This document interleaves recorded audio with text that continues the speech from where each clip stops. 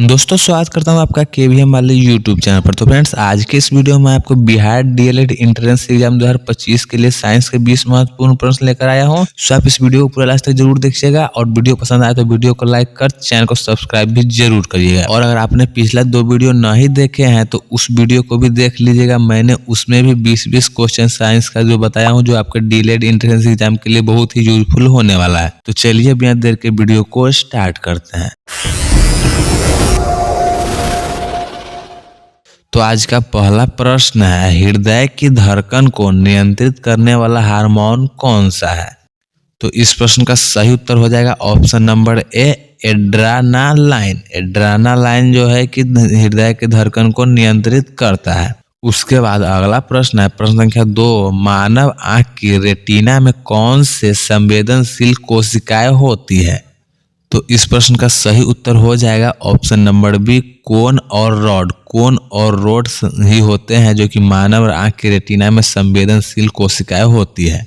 उसके बाद अगला प्रश्न है, प्रश्न संख्या 3, ध्वनि की तीव्रता किस इकाई में मापी जाती है? ऑप्शंस है ए डेसिबल में, बी हर्ट्ज में, सी न्यूटन में और डी जूल में।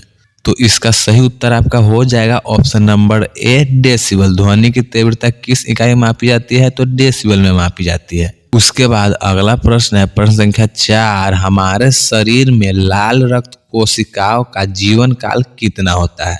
ऑप्शंस है ए 60 दिन, बी 90 दिन, सी 120 दिन और डी 150 दिन। तो इस प्रश्न का सही उत्तर हो जाता है ऑप्शन नंबर सी, 120 दिन। हमारे शरीर में लाल रक्त कोशिकाओं का जीवन काल कितना होता है? तो 120 दिन होता है। उसके बाद अगला प्रश्न है, प्रश्न संख्या 5, पृथ्वी के वायुमंडल की कौन सी परत में ओजोन परत पाई जाती है? ऑप्शंस है ए क्षोभ मंडल में, बी समताप मंडल में, सी मध्य मंडल में और डी थर्मोस्फीयर में। तो इस प्रश्न का सही उत्तर हो जाएगा ऑप्शन नंबर बी, समताप मंडल। पृथ्वी के वायुमंडल कौन सी परत में ओजोन परत पाई जाती है? तो समताप मंडल में पाई जाती है। उसके बाद अगला प्रश्न है, प्रश्न संख्या 6, लिटमस पेपर किसके लिए प्रयोग किया जाता है?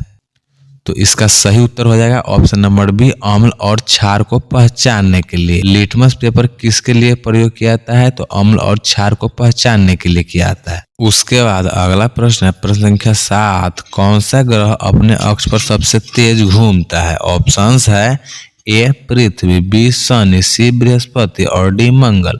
तो इस प्रश्न का सही उत्तर हो जाएगा ऑप्शन नंबर सी, बृहस्पति। बृहस्पति ग्रह ही अपने अक्ष पर सबसे तेज घूमता है। उसके बाद अगला प्रश्न है, प्रश्न संख्या 8, किस प्रकार के कोशिका विभाजन में कोशिका का आकार दोगुना हो जाता है? तो इस प्रश्न का सही उत्तर है option number A, mitosis. Mitosis में ही कोशिका का आकार दोगुना हो जाता है। उसके बाद अगला प्रश्न है, प्रश्न संख्या 9, जल की सतह पर तैरने का क्या कारण है? ऑप्शंस है ए गुरुत्वाकर्षण बल, बी सतही तनाव, सी घनत्व और डी आयतन। तो इस प्रश्न का सही उत्तर है ऑप्शन नंबर बी, सतही तनाव। सतही तनाव के कारण ही जल सतह पर तैरने लगता है। उसके बाद अगला प्रश्न है, प्रश्न संख्या 10, फेफड़े किस गैस का अवशोषण करते हैं? ऑप्शंस है A nitrogen, B oxygen, C carbon dioxide और डी हीलियम। तो इस प्रश्न का सही उत्तर हो जाएगा option number B, oxygen. Oxygen gas को ही फेफड़ा जो है कि अवशोषित करता है। उसके बाद अगला प्रश्न है, प्रश्न संख्या 11, प्लास्टिक किस प्रकार का पदार्थ है? तो इस प्रश्न का सही उत्तर है ऑप्शन नंबर डी, अजैव निम्नीकरणीय। प्लास्टिक किस प्रकार का पदार्थ है? तो अजैव निम्नीकरणीय है। उसके बाद अगला प्रश्न है, प्रश्न संख्या 12, पौधे में जल का परिवहन किस ऊतक द्वारा होता है?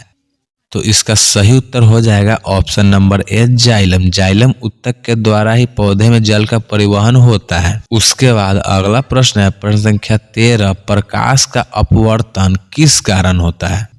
तो इसका सही उत्तर हो जाएगा ऑप्शन नंबर ए, माध्यम के घनत्व में परिवर्तन के कारण। प्रकाश का अपवर्तन किस कारण होता है? तो माध्यम के घनत्व में परिवर्तन के कारण। उसके बाद अगला प्रश्न है, प्रश्न संख्या 14, पाचन तंत्र में भोजन को कौन सा एंजाइम तोड़ता है? तो इसका सही उत्तर हो जाएगा option number D, pepsin. Pepsin enzyme जो ही पाचन तंत्र में भोजन को तोड़ता है। उसके बाद अगला प्रश्न है, प्रश्न संख्या 15, सूर्य का ऊर्जा उत्पादन किस प्रक्रिया के द्वारा होता है? तो इस प्रश्न का सही उत्तर हो जाएगा ऑप्शन नंबर बी, नाभिकीय संलयन। नाभिकीय संलयन द्वारा सूर्य से ऊर्जा का उत्पादन होता है।